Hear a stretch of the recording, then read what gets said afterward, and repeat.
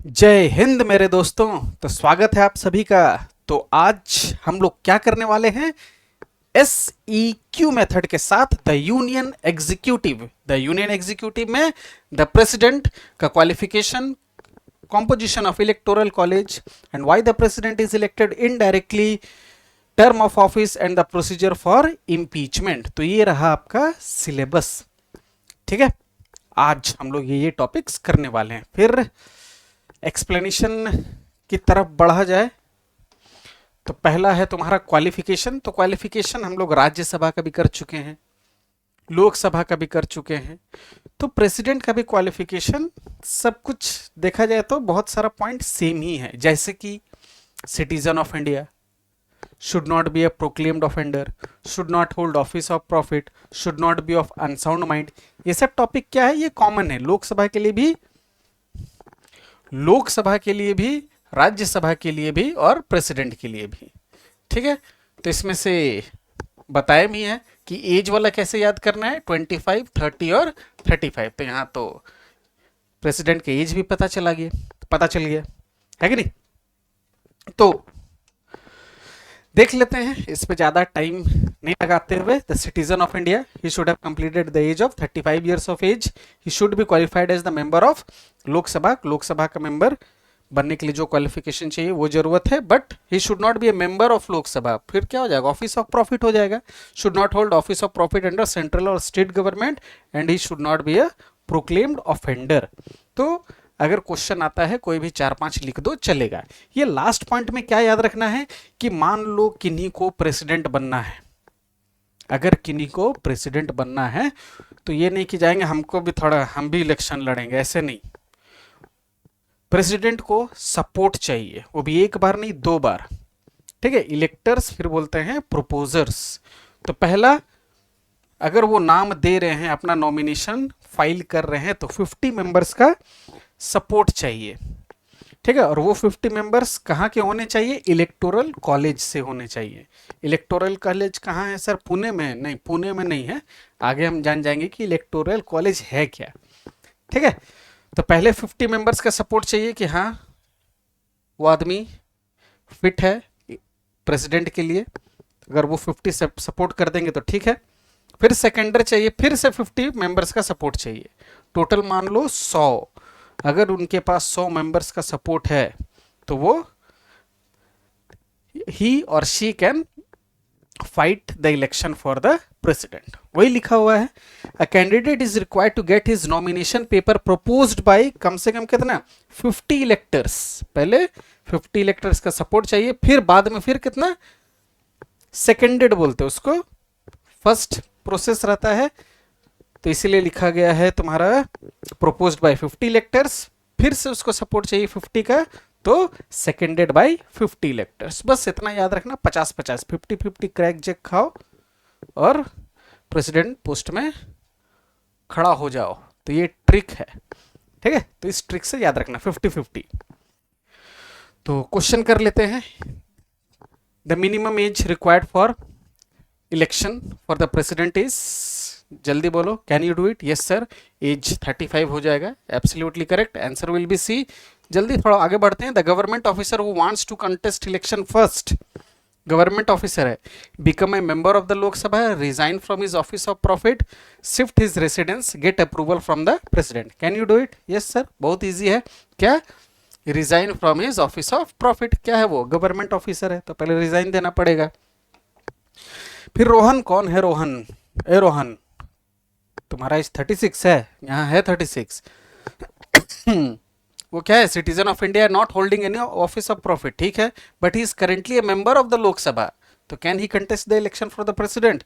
Yes, no, he must first resign only after speaker's permission, only if he joins a party. So can you do it? Yes sir, your answer will be B. No, he must resign first because office of profit hold कर रहा है, लोकसभा का member है इसीलिए, है ना, लिखा हुआ है। तो आगे बढ़ा जाए।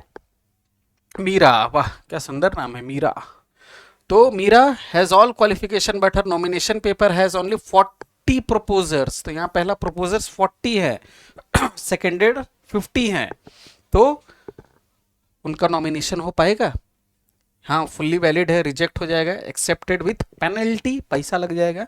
या एक्सेप्टेड आफ्टर करेक्शन, तो can you do it? Yes sir. 50-50 से याद रखना था, तो यहाँ 50-50 नहीं है तो क्या हो जाएगा? रिजेक्ट हो जाएगा। ओके, तो आगे बढ़ा जाए। A candidate has 50 proposers and 50 seconders, यहाँ दोनों 50-50 है, बट एज इज 34, तो can contest the election, cannot contest, can contest with special permission और can contest only from his state. तो can you do it? Yes sir. तो क्या हो जाएगा? एज के चलते मार खा गया। क्या हो जाएगा? Cannot contest the election for the president. तो आगे बढ़ा जाए।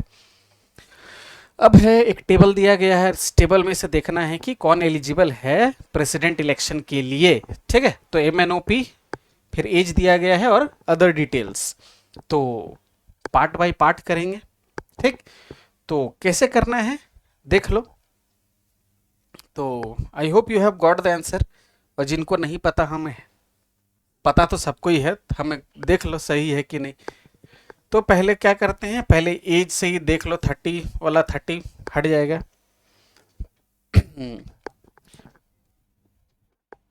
ये 30 वाला हट जाएगा क्योंकि 35 होना चाहिए। ये भी हट जाएगा, तो इधर देखने का जरूरत ही नहीं है ना। डायलॉग है ना, मम्मी जान कहती थी मेक इट सिंपल, बस मेक इट सिंपल। तो अब कौन कौन बचा? 36 और 40।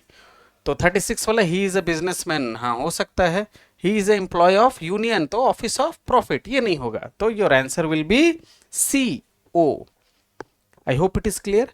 अब प्रेसिडेंट में एक ऑफिस ऑफ प्रॉफिट में only for president. Okay, if a person is governor और मिनिस्टर, अगर कोई गवर्नर हैं या मिनिस्टर हैं तो वो ऑफिस ऑफ प्रॉफिट में उनको नहीं गिना जाएगा। अगर यहाँ पे मान लो बिजनेसमैन की जगह गवर्नर होता तो भी आंसर ओ ही होता, या कोई मिनिस्टर होता तो भी आंसर ओ होता है। ठीक है, ये याद रखना है। बट लगता तो नहीं है कि इस टाइप का क्वेश्चन आ जाएगा, फिर भी नॉलेज है, मिल रहा है, ले लो, क्या दिक्कत है कि नहीं। तो इसी के साथ हमारा पहला टॉपिक खत्म हो गया। क्वालिफिकेशन सिलेबस था, क्वालिफिकेशन, एक्सप्लेनेशन समझ में आ गया क्या क्या एक्सप्लेनेशन था, और अब क्वेश्चनिंग भी हो गया। और अब है इलेक्टोरल कॉलेज। तो इलेक्टोरल कॉलेज क्या है? ये कॉलेज नहीं है जहां आप एडमिशन लेंगे, ये क्या है? बॉडी है, सलमान खान का बॉडी है ना, सलमान खान का नहीं। This is a body which take part in the election of the president. President का इलेक्शन में यही पार्ट करता है। ठीक है, वो बॉडी का क्या नाम है? Electoral college. अब what is the composition of this electoral college? Composition means कौन कौन है इसमें। तो यहां पे देख लो सब। तो ये आम आदमी है, ठीक है।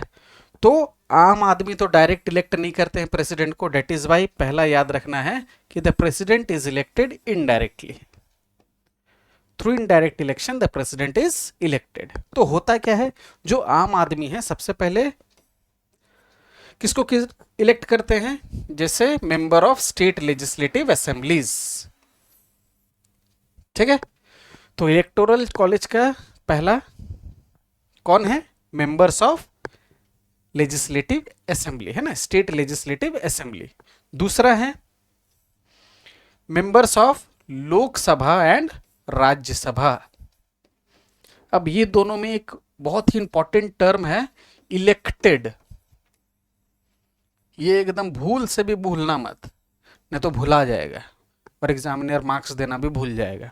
ठीक है, तो elected members of the state legislative assembly and elected members of Lok Sabha and Rajya Sabha, nominated नहीं।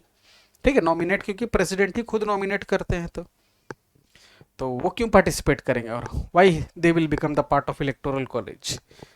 ठीक है, तो एक MLA हो गया, एक लोकसभा राज्यसभा का मेंबर हो गया। ये तीसरा क्या हो गया? Union territory. तो यूनियन टेरिटरी से भी पार्टिसिपेट करते हैं कहाँ? इलेक्टोरल कॉलेज में, जो कि इलेक्ट करता है प्रेसिडेंट को। कौन कौन सा यूनियन टेरिटरी? डीजे लल्ला भैया, तो DJP वाह, बी रहता तो बीजेपी हो जाता है। ओके, सो डी से दिल्ली, जे से जम्मू एंड कश्मीर, और पी से हो जाएगा पुडुचेरी। ठीक है, तो ये तीन याद रखना। What is the composition of electoral college? Elected members of the state legislative assembly, elected members of the Lok Sabha and Rajya Sabha and the union territories like Jammu and Kashmir, Delhi and Puducherry. चलो, चेरी जैसे समझ में आ गया। अब आगे बढ़ा जाए। If the question will come in structure type or short answer type, how to write, just have a look. The president of India is not directly elected by the people, he is elected indirectly by the electoral college. This we have already understood, है ना? So the elected members of the legislative assemblies of all the states including those of union territories of Delhi, Jammu Kashmir and Puducherry, है ना? तो हर जगह elected लिखा होगा, elected. यहां भी the elected members of Lok Sabha and Rajya Sabha. बस इतना ही है कॉम्पोजिशन ऑफ इलेक्टोरल कॉलेज। अब बढ़े क्वेश्चनिंग में। रेडी? समझ में आया? देख लो। पहला है the president of India is elected directly, prime minister indirectly bye electoral college by the supreme court. Can you do it? Yes sir, एकदम डायरेक्टली लिखा हुआ है कि इनडायरेक्टली? वाह, डायरेक्टली लिखा हुआ है कि indirectly? Option C is your correct answer. Next, members from which union territory? तो डीजेपी, बीजेपी से तो याद आ ही गया होगा ना। Can you do it? Yes sir. कहाँ है? बी में, डीजेपी। तो Delhi, Jammu Kashmir and Puducherry. Next, nominated members of the parliament, जो नॉमिनेट होके आते हैं, can vote in president election, cannot vote in president election, only vote if allowed by the speaker, vote only in special cases. So can you do it? Yes sir. आ गया हमको। कौन सा answer है? B है, एकदम सही है। They will not participate in the election. Okay, मतलब cannot vote in the presidential election. I hope it is clear. आगे बढ़ा जाए। Next question, which of the following correctly explain why the president elected indirectly? क्यों इनको indirectly elect किया जाता है? India lack enough voters. हाँ बाप रे बाप, सबसे ज्यादा पॉपुलेशन है पूरा वर्ल्ड का। अरे लैग लिखा, ठीक है। To ensure representation of state and parliaments both, या parliamentary members asked for it, या इट इज कॉस्टली। क्या हो जाएगा? Can you do it? Yes sir. ये तो नहीं हो जाएगा, ये तो नहीं होगा। कोई मेंबर थोड़ी पूछेगा, ज्यादा महंगा थोड़ी है, ये सब है। तो क्या देखे थे? बोथ स्टेट का भी रिप्रेजेंटेशन आ रहा है और सेंटर का भी रिप्रेजेंटेशन आ रहा है। तो your answer will be B. तो ज्यादा यही है ना? है और तो कोई नहीं है ना, और नहीं होगा, वही होगा। Okay, your answer will be B. Next question, who among the following does participate in electing the president? कौन पार्टिसिपेट करते हैं? Nominated members of the Lok Sabha, elected members of the Rajya Sabha, और क्या है? Nominated members of the state assemblies या members of municipal bodies. Can you do it? Yes sir. Nominated कटा दो, municipal body तो है ही नहीं, तो आंसर हो जाएगा B, elected members of the Rajya Sabha. एकदम। फिर है असर्शन और रीजन, बार बार बताए हैं, बताते रहेंगे। क्या कि सबसे पहले चेक करना है कि पहला सेंटेंस जो दिया है वो सही है या नहीं, फिर देखना है रीजन वो भी सही दिया है या नहीं। अगर दोनों सही है तो क्या आर इसका करेक्ट एक्सप्लेनेशन है? अगर है तो ऑप्शन आराम से मिल जाएगा। चलो देख लेते हैं। असर्शन दिया है, elected members of the state legislative assembly vote in the presidential election. सही है, सही है। They represent the state in the federal system. तो देख लो, both true and R explain ने, both true but no relation, a true r false, a false r true। तो पहला तो सही है, elected members of the legislative assembly vote in the presidential election, सही है। They represent the state in the federal system, तो ये भी सही है। तो इसका एक्सप्लेनेशन है, तो can you do it? Yes sir. तो your answer will be A. Why? Federal मतलब क्या? The powers are divided between central and state. तो स्टेट असेंबली भी पार्टिसिपेट कर रहा है यहाँ पे, तो ये इसका एक्सप्लेनेशन दे ही रहा है। तो योर आंसर विल बी ए। तो आगे बढ़ा जाए। आगे आगे आगे बढ़ो। Elected MLAs, electoral college analogy है ये। नॉमिनेटेड एमएलएज क्या होगा? Electoral college, do not participate, Rajya Sabha only, Lok Sabha only. कुछ सेंस नहीं बन रहा है सर। तो can you do it? Yes sir. Do not participate, do not participate हो गया। चलो आगे बढ़ा जाए। चलो इसी के साथ टॉपिक भी खत्म। वाह, चलो आज पूरा वंदे भारत वाला स्पीड में चल रहे हैं हम लोग। चलो अब है reason for indirect election, why the president is elected indirectly. तो यहाँ पे कौन है, prime minister and council of minister, ये पीएम है। अभी क्या आ रहा, पीएम नहीं, वो ये वाला नहीं, प्राइम मिनिस्टर, और ये है सीओएम, काउंसिल ऑफ मिनिस्टर। तो ये generally they are directly elected by the people. होता क्या है, प्राइम मिनिस्टर वाले चैप्टर में करेंगे ही, पर एमपीज को चुना जाता है, लोकसभा का जितना मेंबर्स है उनको चुना जाता है, उन्हीं का लीडर को बोला जाता है प्राइम मिनिस्टर। तो इसलिए डायरेक्ट इलेक्शन इनको इलेक्ट किया जाता है कि नहीं, members of the Lok Sabha. But अभी देखिए कि जो इलेक्ट प्रेसिडेंट हैं वो इनडायरेक्ट इलेक्ट किए जाते हैं। तो क्यों, what is the reason behind? तो रीजन क्या है कि अगर प्रेसिडेंट भी direct by the people, if the president is elected and here prime minister also is elected through direct election, तब क्या होगा, दोनों में तकरार हो जाएगा, दोनों राइवल बन जाएंगे एक दूसरा का। ये बोलेंगे ये करना चाहिए, ये बोलेंगे ये नहीं, ऐसा नहीं होना चाहिए। तो अभी क्या होता है, I am directly elected by the people, direct election वाला है, हम इनडायरेक्ट इलेक्शन वाला है, तो कुछ नहीं बोलते हैं, ठीक है, नॉमिनल हेड। दूसरा यहाँ पे देखो नंबर बहुत कम है, इलेक्टोरल कॉलेज है ना, यहाँ तो पूरा पॉपुलेशन है ना इंडिया का, 218, पर यहाँ पे क्या है, इलेक्टोरल कॉलेज है, तो नंबर लेस है, तो जिसके चलते क्या है, करप्शन या माल प्रैक्टिसेस ज़्यादा नहीं होता है। ये दूसरा रीज़न हो गया, है कि नहीं। फिर तुम्हारा हो जाएगा, अब प्रेसिडेंट जो है यहाँ पे सिर्फ पीपल सब इलेक्ट कर रहे हैं, मेंबर्स ऑफ द लोकसभा। यहाँ पे प्रेसिडेंट को स्टेट भी रिप्रेजेंट हो रहा है, जैसे स्टेट लेजिस्लेटिव असेंबली भी है और लोकसभा और राज्यसभा भी है, यूनियन टेरिटरी भी है, तो सबको रिप्रेजेंट कर रहे हैं कौन, प्रेसिडेंट उसको रिप्रेजेंट कर रहे हैं। तो ये तीसरा हो गया। और एक चलो डिस्कस कर लेते हैं कि क्या डायरेक्ट इलेक्शन जब भी होता है तो कितना पैसा लगता होगा, इतना करोड़, बहुत पैसा लगता है, टाइम लगता है, रिसोर्सेस लगता है, एनर्जी लगता है। तो प्रेसिडेंट क्या है, एक नॉमिनल हेड है and prime minister real executive head है। तो एक नॉमिनल हेड के लिए इतना खर्चा क्यों, है कि नहीं। इसीलिए प्रेसिडेंट को कैसे इलेक्ट किया जाता है, through indirect method. I hope the points are clear. तो आगे बढ़ते हैं, देख लेते हैं लिखा कैसे जाए।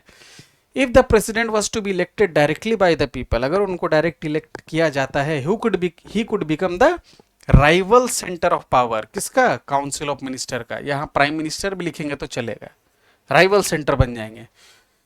दूसरा क्या है, the electoral process ensure that what, the president represent the voice of state as well as of the union, state legislative assembly और elected members of Lok Sabha and Rajya Sabha, दोनों को रिप्रेजेंट कर रहे हैं वो, है ना, स्टेट को भी सेंटर को भी।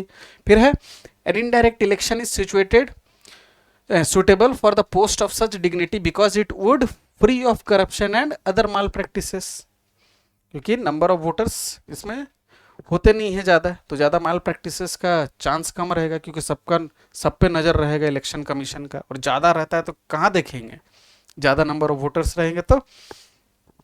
नेक्स्ट है, it is unique way of electing the head of the country without physically involving the entire population. तो क्या है,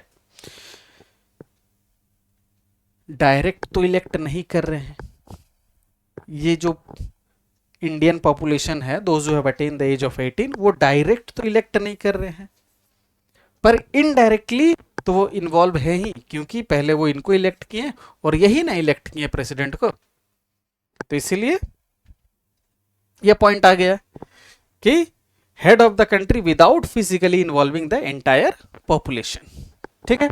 और लास्ट वाला, अगर दोनों को, if both are elected, the members of parliament and prime minister and president both are elected through direct election, it would lead to tremendous expenditure, loss of resources, money, time and energy। तो ये सब कारण है क्यों president को indirect way में elect किया जाता है। I hope the points are clear, समझ में आ गया। If the points are clear, no need to write the same words or the sentences which I have written here. If you have understood, you can write in your own words, but without any grammatical mistake. You can pick up the terms which are important to form the sentence. Otherwise, no need to write same as it is. Okay, no problem. चलो questioning में आ जाते हैं. पहला है the electoral process ensures that the president represent the voice of president ensure the represent the voice of only the union, only the state, both union and state, neither union nor state. Can you do it? Yes sir, I can. तो electoral college से ही समझ में आ गया था क्या, both union and states. Next, indirect election for the president is considered suitable because, क्यों? It is more entertaining, free from corruption and malpractices, quick and easy, conducted every year. Can you do it? Yes sir. तो कम है तो chance रहेगा कि माल practices जो है कम से कम ये तो नहीं होगा, है ना, गलत काम इससे तो बचेगा. तो answer will be B. Excuse me. Next is what would happen if two separate general elections were conducted, one for the PM and another for the president. क्या होगा? It would make the system faster, it would reduce public participation, yeah, it would cause huge expenditure and wastage of resources, yeah, it would strengthen democracy. So can you do it? Tell me my friends, क्या होगा? Sir faster तो नहीं होगा और ज़्यादा ना बढ़ जाएगा. रिड्यूस पब्लिक पार्टिसिपेशन, डायरेक्ट में तो वही सब आते हैं, है ना. इस डेमोक्रेसी कैसे होगा? दो दो रहेंगे हेड तो राइवल हो जाएगा, है ना, लड़ाई तकरार हो जाएगा. So your answer will be C, huge expenditure and wastage of resources. Clear? चलो बढ़ा जाए. What makes the Indian presidential election process unique? इसको यूनिक क्या बनाता है? The whole population votes directly, या ओनली ऑफिशियल वोट, या the entire population is indirectly involve without voting, और इलेक्शन हैपन्स एवरी 2 ईयर, हर 2 साल के बाद होता है. Can you do it? Yes sir. Unique क्या लगा? कि पूरा पॉपुलेशन तो पार्टिसिपेट किया ही, बट थ्रू इनडायरेक्ट मेथड, है ना, इलेक्टोरल कॉलेज में देखे. चलो answer will be C. Next, a directly elected president might challenge the authority of which body? अगर डायरेक्ट इलेक्ट किया जाता वो किसको चैलेंज कर सकते थे? Election commission, council of minister, supreme court, state legislature. Can you do it? Yes sir, एकदम बहुत बढ़िया. सुप्रीम कोर्ट नहीं बोला, क्या होगा? Council of minister. I hope it is clear. चलो, क्योंकि एग्जीक्यूटिव में कौन है? Prime minister. Council of minister real executive में, है ना. प्रेसिडेंट क्या? Nominal head. फिर assertion reason, indirect election for the president reduces corruption, या only elected representative vote in this systems. If both are correct, option आराम से मिल जाएगा. तो बहुत, तो देख लो, बढ़े आगे. तो ये भी सही है, ये भी ओनली इलेक्टेड रिप्रेजेंटेटिव वोट इन, हाँ ये भी सही है. तो सिर्फ इलेक्टेड रहेगा तो क्या होगा? Reduce in corruption. तो it is explaining A. So your answer will be A. ठीक है, आगे बढ़े. बस इसी के साथ हमारा वो टॉपिक खत्म. अब नया topic, that is term of office. मतलब एक बार अगर president, the head of the state, the supreme commander of all the 3 defence forces, अगर वो एक बार इलेक्ट हो जाते हैं, the nominal head of our country, अगर वो इलेक्ट हो जाते हैं तो कितना साल के लिए ऑफिस में वो रहेंगे? 5 साल के लिए रहेंगे. और जैसे ही उनका टर्म खत्म हो जाएगा, उसको एक्सटेंड नहीं किया जा सकता है. ठीक है, फिर से नया इलेक्शन होगा. एक्सटेंड नहीं होता है कोई भी केस में. ठीक है, बट 5 साल से पहले भी उनका ऑफिस खाली हो सकता है. तो 2 रीजन है, एक है डेथ और दूसरा है रेजिग्नेशन. तो हाल में ये रेजिग्नेशन दिए ना. तो अगर डेथ हो जाता है तो जो वाइस प्रेसिडेंट है वो तुरंत प्रेसिडेंट का चार्ज संभाल लेंगे, और अगर रेजिग्नेशन देना है तो वो किसको एड्रेस करके देंगे? वाइस प्रेसिडेंट को, टू द वाइस प्रेसिडेंट. ठीक है, तो देख लो लिखना कैसे है. The president of India is normally elected for how many years? 5 years. His term of office can in no case be extended, but his office can fall vacant under the following condition. First is the death. जब भी death हो जाएगा, the vice president immediately takes over as the president of India. Resignation में the president में resign before the expiry of his full term by writing a letter addressing to the vice president, ये याद रखना है, ठीक है। और ये सबसे इंपॉर्टेंट, जब वाइस प्रेसिडेंट चार्ज ले लेते हैं प्रेसिडेंट का, तो जो इलेक्शन है प्रेसिडेंट का वो 6 महीना का अंदर अंदर हो जाना चाहिए। बहुत इंपॉर्टेंट है ये, ठीक है, इसको याद रखना।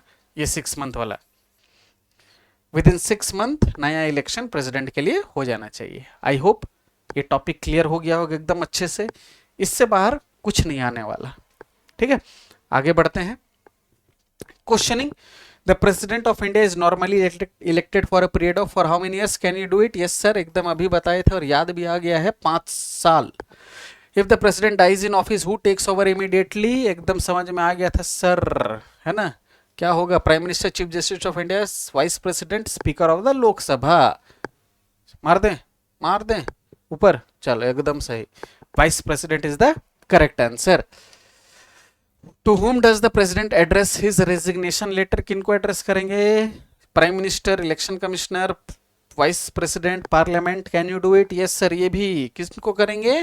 वाइस प्रेसिडेंट को। So this is also correct. Next बढ़ते हैं। After the president resign a new president must be elected with in, कितना दिन के अंदर अंदर इलेक्शन हो जाना चाहिए? याद आया? Can you do it? Yes sir, B, कितना? 6 मंथ के अंदर हो जाना चाहिए। Next question, resignation of president letter to the vice president, election of new president must be held within 6 months, must be held in parliament, must be confirmed by high court, must be approved by cabinet। तो क्या हो जाएगा? Analogy type का है, इसी बना है, तो क्या हो जाएगा? Election of a new president, can you do it? हाँ कर दिए सर, अब खाली टिक मार के आगे बढ़िए ना जल्दी, एकदम सही। Held, must be held with in 6 month. हाँ, अब है इस वीडियो का last topic, that is the impeachment of the president. तो ये इम्पीचमेंट का मतलब क्या होता है? रिमूवल, ठीक है। जुडिशियल पावर में हम लोग पढ़ लिए होंगे, इम्पीचमेंट का मतलब क्या होता है? रिमूवल। तो प्रेसिडेंट को हटाया कैसे जाएगा, उनका पोस्ट से हटाया कैसे जाएगा, ठीक है। तो सबसे पहले याद रखना कंडीशन, कंडीशन क्या है? वायलेशन। अरे यहां तो ट्रिक मौजूद है। VR 14 2/3, पहले इसको याद कर लो। VR 14 2/3, तो VR 14 में से यहाँ पे और एक तो 14 को 1/4 लिख दो और 2/3 ऐसे लिखोगे तो और अच्छे से याद हो जाएगा, ठीक है। तो अब देख लो, सिंपल इसी को कर लेते हैं। भी से क्या हो जाएगा? भी से हो जाएगा वायलेशन ऑफ द कॉन्स्टिट्यूशन, ठीक है। If the president violates the constitution of India then the president can be impeached from his office. याद हो गया भी से, ठीक है। तो उनको निकालेंगे कैसे, हटाएंगे कैसे? तो फर्स्ट प्रोसेस क्या है? रिजोल्यूशन। तो रिजोल्यूशन को इंट्रोड्यूस करने के लिए हमको 14 डेज का प्रायर नोटिस देना पड़ेगा, कोई भी हाउस में, है ना, आइदर इन लोकसभा और इन राज्यसभा। लोकसभा या राज्यसभा में 14 डेज का पहले से ही नोटिस दे देंगे कि प्रेसिडेंट को हटाना है, ठीक है। और वो जो रिजोल्यूशन रहेगा जिसमें लिखा होगा क्यों हटाया जा रहा है, ये रीजन के लिए हटाया जा रहा है, इसी को बोल रहे हैं रिजोल्यूशन, ठीक है। तो इसमें 1/4 सपोर्ट चाहिए मेंबर्स का, कम से कम 1/4 मेंबर्स का सपोर्ट चाहिए इसको रिजोल्यूशन को इंट्रोड्यूस कराने में, कोई भी हाउस में, आइदर इन लोकसभा और इन राज्यसभा। तो ये समझ में आ गया। VR 14 1/4 violation of the constitution, R से रिजोल्यूशन, 14 डेज प्रायर नोटिस और support of 1/4 of the members of the total members. कितना समझ में आ गया? अब 2/3 क्या है? तो अगर ये रिजोल्यूशन लोकसभा में इंट्रोड्यूस किया गया या राज्यसभा में इंट्रोड्यूस किया गया तो वहां पे वोटिंग होगा, सब तुम्हारा स्टार्ट हो जाएगा कि हाँ प्रेसिडेंट को हटाया जाएगा, ये किया वो किया, ये सब डिबेट उबेट होगा, फिर लास्ट में वोटिंग किया जाएगा, ठीक है। और जब वोटिंग किया जाएगा तो 2/3 मेजोरिटी से वो पास होना चाहिए, 2/3 ऑफ द टोटल मेंबरशिप, ठीक है, ये बहुत जरूरी है। अगर मान लो ये इंट्रोड्यूस हुआ था लोकसभा में, तो यहां से अगर 2/3 से ये पास हो गया तो ये फिर कहां जाएगा, राज्यसभा में। तो अदर हाउस जो है वो क्या करेगा, सबसे पहले इन्वेस्टिगेशन, अगर ये राज्यसभा में इंट्रोड्यूस होके पास होके अगर जाता लोकसभा में, तो लोकसभा इन्वेस्टिगेटिंग हाउस बन जाता। यहां लोकसभा से राज्यसभा में गया तो राज्यसभा बन गया क्या, इन्वेस्टिगेटिंग हाउस। ठीक है, ये इन्वेस्टिगेट करेगा कि जो जो चार्जेस लगा है प्रेसिडेंट के ऊपर क्या वो सही है, हाँ बिल्कुल सही है, तो फिर से वोटिंग होगा। और वहां भी अगर 2/3 से अगर पास हो गया तो प्रेसिडेंट को माना जाएगा इम्पीच। चलिए बैग टांगिए और दरवाजा खोल रहे हैं, एकदम सीधा सीधा जाइएगा, है ना, मतलब उनको रिमूव कर दिया जाएगा। ठीक है, और ये जो पूरा प्रोसेस होगा ना, इम्पीचमेंट प्रोसेस, वहां पे प्रेसिडेंट के पास ये अथॉरिटी है कि वो वहां पर प्रेजेंट होके देख सके कि कौन मेरा इम्पीचमेंट वाला रेजोल्यूशन पास कर रहा, कौन क्या क्या बोल रहा है। ठीक है, वो देख सकते हैं वो पूरा प्रोसेस। ठीक है, I hope you have understood. We are 14 2/3 एकदम छोटा सा है, इसको याद कर लेने से ये सबको रिलेट कर लोगे, आराम से हो जाएगा।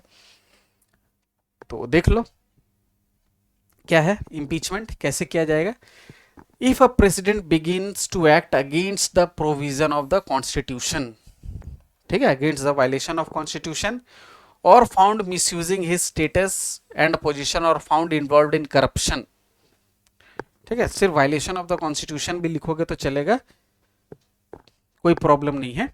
ही may be impeached from his office, इधर house of the parliament can level the charges and initiate the process. इधर हाउस मतलब लोकसभा या राज्यसभा, कहीं भी ये प्रोसेस स्टार्ट हो सकता है, इसका मतलब ये है।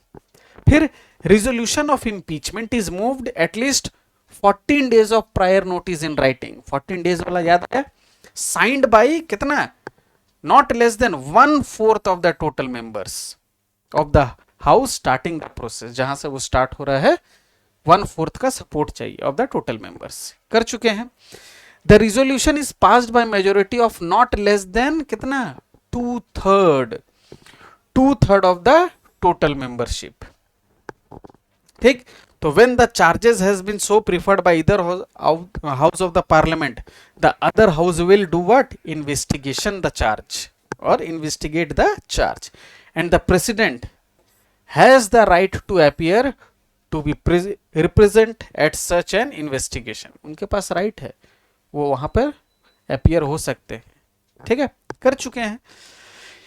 If as a result of investigation, जो दूसरा हाउस जो इन्वेस्टिगेट कर रहा है, is resolution is passed by majority not less than, यहां भी कितना, 2/3 of the total membership of the house, declaring that the charges has been sustained, such a resolution will have the effect of removing the president from his office, then it will be considered that the president has been impeached.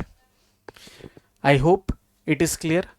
So first, the impeachment process can be initiated if the president violates the constitution of India or violates the or misuses his power। ये हम अपना sentence में बोल रहे हैं, ऐसे भी लिख सकते हो। ठीक है, then a resolution is introduced in either house of the parliament, okay, after at least 14 days of prior notice in writing,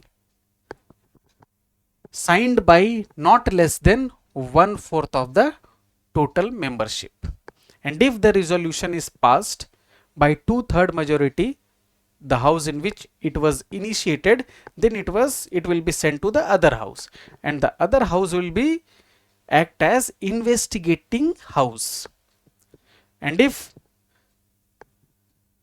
the resolution is passed by 2/3 majority, then the president will be considered as impeached। और last में लिख देंगे, and the whole process of impeachment, the president is having the authority to appear in the house। बस ठीक है, ऐसे फिर बोलेंगे तो फिर अलग अलग हो जाएगा, तो it depends upon you, if you want to write this no problem, if whatever you have it is mentioned in your book no problem, if you write by your own no problem. तो हर जगह no problem है, तो काहे tension ले रहा है। तो आगे बढ़े, चलो आगे बढ़ा जाए, क्वेश्चनिंग में बढ़ते हैं। The president of India can be impeached for, क्यों इनको इम्पीच किया जाएगा, poor performance, acting against the constitution, losing popularity, या cutting short parliament session. So can you do it, yes sir. तो if your answer is acting against the constitution, वही violation of the constitution same है, तो answer 1। B, who can initiate the process of impeachment, कहां पे initiate मतलब start कहां पे होगा, ओनली लोकसभा, ओनली राज्यसभा, इधर house of parliament, supreme court. If your answer is इधर हाउस, एब्सोल्युटली करेक्ट, या यहां पर बोथ हाउस भी रहता तो वो भी सही होता। Next, resolution for impeachment must be given with a prior notice of, कितना दिन से पहले देना है, कैन यू डू इट, ये सर याद आ गया है ना, वी आर 14 2/3 तो 14 days। Next, for passing an impeachment resolution the required majority is, कितना है, simple 1/3 of the total member present, या 2/3 ऑफ द टोटल मेंबरशिप, या 3/4 of the total members. Sir इतना इजी वाला मत दीजिए, इजी नहीं है ये, हार्ड है बहुत। अच्छा हार्ड है, ये देखिए ऐसे कर दिया हम answer, very good, 2/3 of the total membership is the correct answer. Next question बढ़े, after one house levels the charge the other house must, एक चार्ज लगाता है, दूसरा हाउस क्या करेगा, vote immediately, investigate the charges, appoint a new president, send the case to the supreme court. Can you do it, yes sir. दूसरा house will act as a investigating house, so investigate the charges will be the correct answer, that is option B। during the investigation the president has the right to, क्या है उनके पास right, suspend parliament, nominate a judge, appear and be represented, select the investigating committee। तो क्या होगा, can you do it, yes sir, ये भी आ गया एकदम, appear and be represented, समझा। अब फिर assertion और reason, the president can be removed only by an impeachment process, सही है। the impeachment process protect the dignity of the office and ensures fairness, क्या ये भी सही है, can you do it, yes sir, ये तो सही है। और अगर impeachment नहीं कुछ दूसरा ऐसे ही निकाल देते तो वो fair होता, नहीं होता, तो it is explaining a, so the correct answer अगर तुम्हारा A था तो ये एकदम यही होगा। ठीक है, आगे बढ़ा जाए, तो यहां पे एक पैराग्राफ दिया हुआ है छोटू सा, तो क्या है वो, a group of MPs believe that president has violated constitutional provisions. ठीक है बाबू, they gather signature of 1/4 of the house, कर लिया, and give a written notice. ठीक है, and after 14 days the resolution is introduced, एकदम प्रोसेस से ये जा रहा है। The other house begins an investigation where the president appears with legal representation। ये पूरा impeachment का लेखा जोखा दे दिया है। इसी से related questions हैं, दो क्वेश्चन है, क्या क्या है, what majority is needed to pass the initial resolution, initial resolution simple majority, 1/2 majority, 2/3 of the total membership, या 3/4 majority। तो इनिशियल मेजर, ये स्टार्टिंग वाला में पास होने के लिए कितना चाहिए, can you do it, yes sir, 2/3, simple तो कहीं देखे नहीं, 1/2 तो देखे ही नहीं, 3/4 तो था ही नहीं, तो कौन बचा, 2/3 of the total membership. I hope it is clear. Next question is, what happens if the investigating house passes the resolution by 2/3 majority. Investigating house अगर वो पास कर देंगे तो क्या होगा, the case will go to supreme court, the president is removed from office, the president is suspended, या new election is held immediately without removal, क्या होगा। So can you do it, yes sir, क्या होगा, वही जो मंजूरे आप लोग समझ के करेंगे वही होगा, सही होगा, the president is removed from office, you are absolutely correct. तो इम्पीचमेंट प्रोसेस या जो जो टॉपिक आज हुआ है, I hope it is clear. और इसी के साथ धन्यवाद, शुक्रिया, बहुत बहुत धन्यवाद, है ना। मिलते हैं नेक्स्ट वीडियो में, और इसमें हम लोग क्या कर लेंगे, पूरा पावर, कोशिश करेंगे कि पूरा पावर एक ही में आ जाए ऑफ द प्रेसिडेंट। तो मिलते हैं, जय हिंद।